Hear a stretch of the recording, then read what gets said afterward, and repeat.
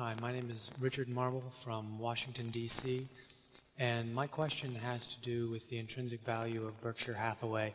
You've stated several times that you would prefer the stock to be neither overvalued nor undervalued, so that the time people spend owning the security represents a gain from what the security did, the results during that period of time. However, it's a very difficult security to value because of the disparate pieces. And as we saw last year, when you provide a little bit of guidance, in last year's annual report, you said that when the stock price hit $45,000 a share, you considered buying, but thought it was unfair until the annual report came out, so everyone had the same information. And while I also realize that you don't feel there is a particular quote-unquote correct number, would you ever consider giving any guidance in this direction? Yeah, the answer is we really wouldn't. I mean, to the extent that we were going to repurchase shares, you could certainly interpret that as indicating that we thought it was attractive from the standpoint of remaining shareholders to do so, and we certainly wouldn't be paying over intrinsic value, at least in our judgment, and benefiting the exiting shareholders to the disadvantage of the continuing shareholders.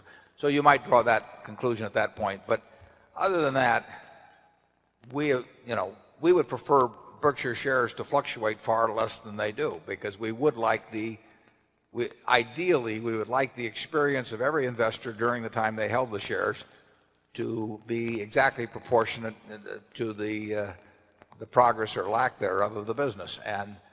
And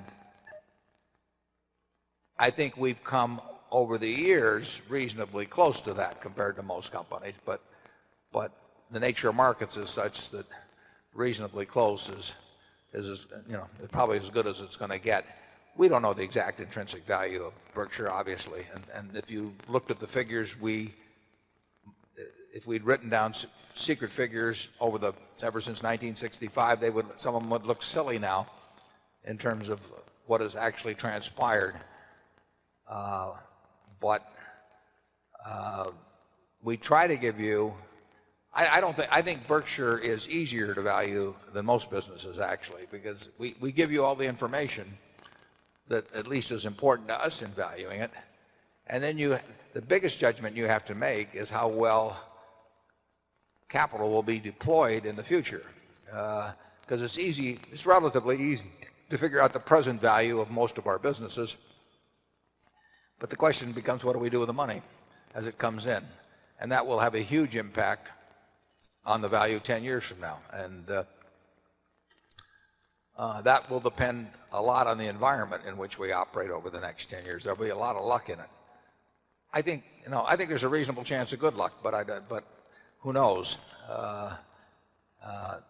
It would be a mistake for us to do anything, I mean a big mistake, to ever recommend buying or selling the stock. I mean, how would you tell everybody to do it at once? You would negate your own advice. You're certainly not going to tell one person, to the advantage or the disadvantage of somebody else. So there's really no way for us to ever talk about whether we think the stock, whether we think it's a buy or a sale, except to the extent, like I say, on repurchases, where there's obviously an implicit judgment being given the shareholders. Charlie? Yeah. I rather like the way it's worked out. If you average out the period that we've been through, we've come within hailing distance of the objective of having our stock track its intrinsic value. It gets a little ahead sometimes and a little behind other times, but averaged out, it's worked pretty well. Area 4?